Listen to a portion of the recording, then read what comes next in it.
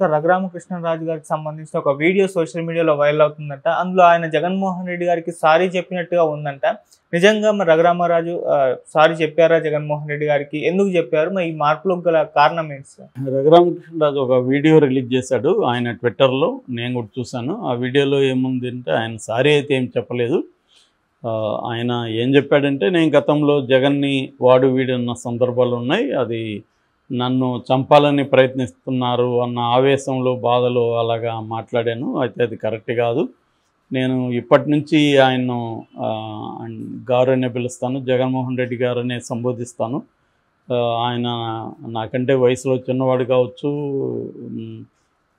నాకు బాగా దగ్గరైన మిత్రుడి కొడుకు కావచ్చు, అయినప్పటికీ కూడా నేను ఆయననే సంబోధిస్తాను అనేది చెప్పాడు.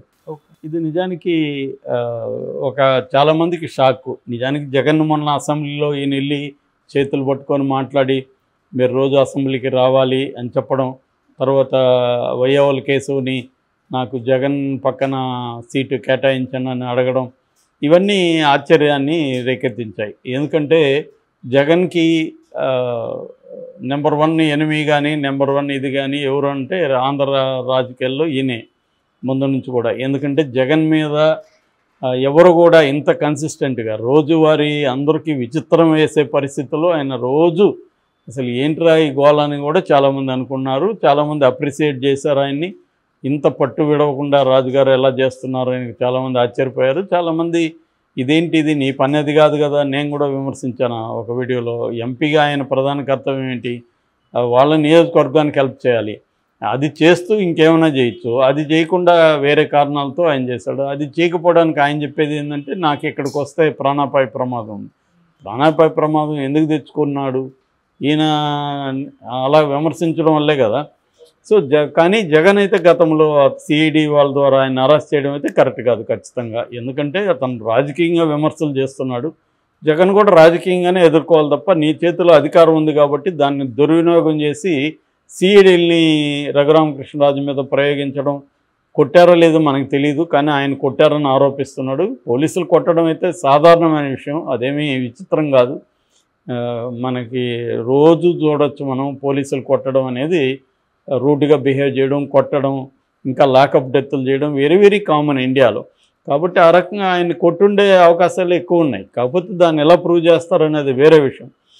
ఏదేమైనా ఆయన కొట్టారు, దాన్ని జగన్ ఎంజాయ్ చేశాడు అన్నది ఆ టైంలో ఆయన భయభ్రాంతానికి గురి కూడా అయ్యి ఉండొచ్చు. ఎందుకంటే ఆయనకి ఆల్రెడీ డయాబెటీస్ ఏదో ఉంది, ఒక రకమైన భయం క్రియేట్ చేస్తారు పోలీసులు. సో దాంట్లో నుంచి ఆయన హెల్త్ కూడా ఇబ్బంది అయ్యే అవకాశం ఉంది, ప్రాణాపాయం కూడా కలుగుతుందని ఆయన ఊహించి ఉండొచ్చు. దాని తర్వాత ఆయన యాక్చువల్గా రెచ్చిపోయాడు. అంటే ఎవరికైనా మనిషికి అల్టిమేట్గా ఏంది, లైఫ్ పోతుందని, నీకు చనిపోతే కూడా ఓకే అని ఎవడైనా డిసైడ్ చేసేస్తే వాడిని ఇంకెవడో ఏం చేయలేడు కదా. ఎందుకంటే అల్టిమేట్గా ఒక మనిషికి భయం అనేది ప్రాణ భయం. ప్రాణం దానికే తెగించిన వాడిని ఎవడేం చేయగలడు. అందువల్ల ఆయన ఇంకా రెచ్చిపోయాడు. జగన్ స్ట్రాటజీ ఫెయిల్ అయింది, అక్కడ ఫెయిల్ అయ్యి ఇంకా ఆయన పెద్ద ఎత్తున రెచ్చిపోయాడు. అది కూడా డ్యామేజ్ అయిందని ఇప్పుడు మనకి ఎలక్షన్ల తర్వాత అర్థమైంది. సో అందుకని ఆయన అయితే ఏమంటే రఘురామకృష్ణరాజు మొన్నటి వరకు కూడా జగన్ మీదే ఉన్నాడు. మొన్ననే కేసు కూడా పెట్టాడు, ఆ కేసుని పర్స్యూ చేయమని ఎస్పీని కూడా కలిశాడు. జగన్ అందులో అక్యూజన్ నెంబర్ 3గా ఉన్నాడు. ఫస్ట్ ఏమో ఆయన సునీల్ కుమార్ అనే సిఐడి బాసు, దాని తర్వాత రామాంజనేయులు, దాని తర్వాత జగన్, మళ్ళీ డాక్టర్ ప్రభావతి అనే సూపరింటెండెంట్ గవర్నమెంట్ హాస్పిటల్, వీళ్ళ మీద ఆయన కేసు పెట్టాడు. కాకపోతే ఏంటంటే 3 ఏళ్లకు ముందు కేసుని పోలీసులు ఏం చేయగలరు, ఇప్పుడు దాంట్లో ఏం ప్రూవ్ చేయాలి, ఇవన్నీ ప్రాబ్లం ఉంది. ఏదేమైనా ఆయన జగన్ మీద ఒక పక్క కేసు పెట్టి ఒక పక్క విమర్శిస్తూ రెండో వైపు జగన్తో ఫ్రెండ్లీగా ఉండడం అనేది నిజానికి ఆహ్వానించదగింది. కాకపోతే అది విచిత్రం అనిపిస్తుంది.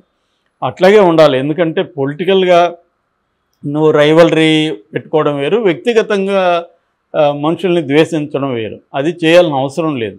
కానీ మొన్నటి వరకు రఘురామకృష్ణ అదే చేశాడు. వ్యక్తిగత స్థాయికి వెళ్ళి జగన్ను చాలా నీచంగా మాట్లాడడం, బూతులు తిట్టడం, ఇలాగంతా మాట్లాడ్డా ఆయన. అన్పార్లమెంటరీ లాంగ్వేజ్ అంతా మాట్లాడు. ఆ హుందాతనం అనేది ఆయనలో లేదు. కాకపోతే ఇప్పుడు కొంత హుందాగా బిహేవ్ చేస్తున్నాడు. ఏంటి చేంజ్ ఏంటి? ఇప్పుడు ఒక మనిషిలో క్యారెక్టర్ సడన్గా మారదు కదా, దానికి ఏదో కారణాలు ఉండాలి. సో రాజకీయ నాయకులు అంటేనే వాళ్ళ మన సినిమా నటుల కంటే బ్రహ్మాండమైన నటులు ఎవరంటే రాజకీయ నాయకులే. నటన అనేది వాళ్ళకి బాడీలో పార్ట్ అయిపోతుంది. అలాంటప్పుడు ఇందులో కూడా ఏమైనా యాక్టింగ్ ఉందా, రఘురామకృష్ణరాజు ఏమన్నా యాక్ట్ చేస్తున్నాడా అన్నప్పుడు కొన్ని రకాల అభిప్రాయాలు ముందుకు వస్తున్నాయి. అదేంటంటే ఆయన చంద్రబాబు పట్ల అసంతృప్తిగా ఉన్నాడు, కోపంగా కూడా ఉన్నాడు. కానీ ఇమీడియట్గా ఇప్పుడు దాన్ని ఎక్స్ప్రెస్ చేస్తే తనకే నష్టం. అందుకని చంద్రబాబు మీద ప్రెజర్ చేయడం కోసమే జగన్తో క్లోజ్గా ఉండడానికి ట్రై చేస్తున్నాడు అనేది ఒక పాజిబుల్ ఎక్స్ప్లెనేషన్. సో దీనివల్ల చంద్రబాబు ప్రెజర్కి గురవుతాడా? ఏమి గురిగాడు మామూలుగా అయితే. ఎందుకు జగన్తో ఈయన క్లోజ్గా ఉంటే చంద్రబాబుకి వచ్చే ఇదేంటి? ఒకవేళ ఈయన చంద్రబాబుకి యాంటీగా మాట్లాడినా చంద్రబాబుకి ఇప్పుడిప్పుడే ఏమీ ఉరగదు. ఎందుకంటే ఆల్రెడీ ఆయన క్రెడిబిలిటీ పోతుంది. మొన్నటి వరకు జగన్ పార్టీలో ఉంటూ జగన్ ఇచ్చిన ఎంపీ సీట్ని అనుభవిస్తూ రిజైన్ చేయకుండా జగన్నే విమర్శిస్తున్నాడని ఈయన మీద సానుభూతి లేదు ఎక్కువ మందిలో, అంటే క్రెడిబిలిటీ లేదు.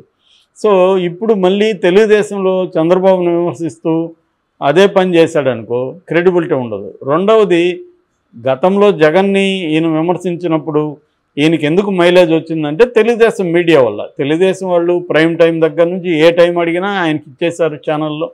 ఆయన ఎప్పుడు మాట్లాడినా లైవ్లు పెట్టారు, 24 hours ఆయన అందుబాటులో ఉన్నారు ఛానల్స్. అందువల్ల ఆయనకి ఎలివేషన్ డైలీ వచ్చింది. ఇవాళ వైసీపీ అది చేయదు అలాగా. ఎందుకంటే చేయదని ఏం లేదు, చేస్తారు. కానీ వైసీపీకి ఉన్న మీడియా అంత పవర్ఫుల్ కాదు తెలుగుదేశం మీడియాతో పోలిస్తే. సాక్షి ఏదైనా చేయాలి, ఇంకా TV9 NTV వాళ్ళు ఎవరు చేయరు. సో సాక్షి కూడా ఇలాగే చేస్తారని నేను అనుకోను. ఎందుకంటే గతంలో జగన్ కూడా ఇలాగే విమర్శించాడు కదా, ఆ కోపం వాళ్ళకు కూడా ఉంటుంది కదా. ఇప్పుడు మళ్ళీ వాళ్ళు లేపలేరు కదా. ఇవన్నీ రఘురామకృష్ణరాజుకి తెలియవా? తెలుసు.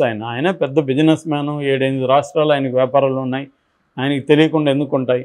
సో తెలుసు కాబట్టి ఆయన ముందున్న ఆప్షన్స్లో ఏదో ఇది కొంతగా ఇట్లా చేద్దామని ట్రై, అది ఒక పాజిబుల్ ఎక్స్ప్లెనేషన్. రెండవది, ఎట్లాగూ జగన్ ఇప్పుడు అధికారంలో లేడు, ఎందుకు అనవసరమైన వైరం, మంచిగా ఉంటే పోలే అనుకొని కూడా ఉండొచ్చు. గతంలో అంటే ఆ కక్ష తీరిపోయింది, ఆయనకి ఓడిపోయాడు దారుణంగా. చాలాసార్లు మన వల్ల ఎవరైనా ఇబ్బంది పడినాక మనకి వాళ్ళ మీద జాలేసే అవకాశాలు కూడా ఉంటాయి. అరే పాపం అప్పుడంటే ఏదో ఎగిరాళ్ళే పాపం అనుకొని వదిలేయండిరా వాడిని అని, చచ్చి బతుకుతున్నాడు ఇంకా వదిలేయండి అనేవాళ్ళు కూడా చాలామంది ఉంటారు. అలాగా కూడా అయిపోయింది. జగన్ని మనం బాగానే దెబ్బతీసాము, 11 మందికి పరిమితం అయిపోయాడు. ఇప్పుడు జగన్ కేసులు వ్యవహారాలు తిరుగుతున్నాడు, ఎందుకు ఇప్పుడు మనకి జగన్తో వైరం అని కూడా అనుకోవచ్చు. సో లేదు, రేపు మళ్ళీ జగన్ అధికారంలోకి రావచ్చేమో, నేను చంద్రబాబుతో ఉంటే నాకు ఉపయోగం లేదేమో, మళ్ళీ జగన్తో కూడా మంచిగా ఉంటే రేపు పొద్దున్నే షిఫ్ట్ అవ్వాలనుకుంటే మంచిదే కదా అని కూడా ఆయన ముందు చూపుతా కూడా అనుకోవచ్చు. ఏ కారణాల వల్ల అయినా ఆయనలో అయితే ఈ మార్పు అయితే క్లియర్గా కనబడుతుంది. ఒక రకంగా ఇండైరెక్ట్గా సారీ చెప్పడమే, అది డైరెక్ట్గా చెప్పలేదు కానీ ఇండైరెక్ట్గా చెప్పినట్టే. లేకపోతే ఆయనకి అది రిలీజ్ చేయాల్సిన అవసరం ఉంది. నేను గతంలో వీడు అన్నాను, ఈ కారణాలతో అన్నాను, ఇప్పటి నుంచి ఆయన్ని గారు అంటాను, ఇవన్నీ ఎందుకు ఎక్స్ప్లెనేషన్ ఇవ్వాల్సిన అవసరం ఏమొచ్చింది ఆయనకి? అంటే ఒక రకంగా సారీ చెప్తున్నట్టు, ఇంకొక రకంగా నేను జగన్తో మంచిగా ఉంటాను అని సిగ్నల్ చంద్రబాబు పంపిస్తున్నట్టు. ఎందుకంటే చంద్రబాబు మీద కూడా ఆయన ఆల్రెడీ నెగిటివ్గా స్టార్ట్ చేశాడు. చంద్రబాబుకి కొన్ని కులాలంటే భయం ఉంది, కొన్ని కులాలంటే ఇష్టం ఉండదు. సో భయం ఉన్న కులాలకి ఆయన పదవులు ఇస్తాడు, తనకి ఇష్టం లేని కులాలకి ఇవ్వడు. బ్రాహ్మణులకు ఇవ్వలేదు, క్షత్రియులు 5-6 మంది ఉంటే క్షత్రియులకు కూడా మంత్రి పదవులు ఇవ్వలేదని మాట్లాడాడు. అంటే తనకి ఇవ్వలేదని బాధ ఉంది, అది న్యాయమైంది కూడా. ఎందుకంటే ఆయన చంద్రబాబుకి బ్రహ్మాండంగా ఉపయోగపడ్డాడు తెలుగుదేశానికి. ఖచ్చితంగా చంద్రబాబుకు ఆ మోరల్ రెస్పాన్సిబిలిటీ అయితే ఉంది, ఆయనకి ఏదన్నా ఇవ్వాలి. సీటు కూడా ఆయన కోరుకున్న ఎంపీ సీటు ఇప్పించలేదు. చంద్రబాబు అనుకుంటే ఇప్పించుండేవాడు, కానీ ఇప్పించలేదు. అప్పుడు కూడా ఈయన ఆక్రోశం ఎక్స్ప్రెస్ చేశాడు. ఫైనల్గా ఏదో ఉండి ఇచ్చాడు, మొత్తానికి గెలిచాడు. ఇప్పుడు కనీసం ఆయనకి ఏదో ఒక పదవి అయితే ఈయన ఇవ్వాలి, ఎందుకంటే మోరల్ రెస్పాన్సిబిలిటీ ఈయనకు ఉంది. కానీ చంద్రబాబు ఆయనకున్న ఇబ్బందులు ఆయనకున్నాయి. ఎందుకంటే విపరీతంగా ఎక్కువ మంది ఉండడం, దీనివల్ల చంద్రబాబు అందరికీ న్యాయం చేయాలంటే కష్టమవుతుంది. సో అందువల్ల చంద్రబాబు ఇబ్బందులు చంద్రబాబుకు ఉన్నాయి. ఒక పక్క జనసేనకి ఇవ్వాలి, బీజేపీ వాళ్ళకి ఇవ్వాలి. మొత్తం ఎక్కువ 164 మంది ఎమ్మెల్యేలు ఉన్నారు. అందరికీ ఇవ్వాలంటే ఏమున్నాయి? సో ఈ ఇబ్బందులు చంద్రబాబుకు ఉంటాయి. మరి ఈ కాంట్రడిక్టరీ సిచ్యువేషన్లో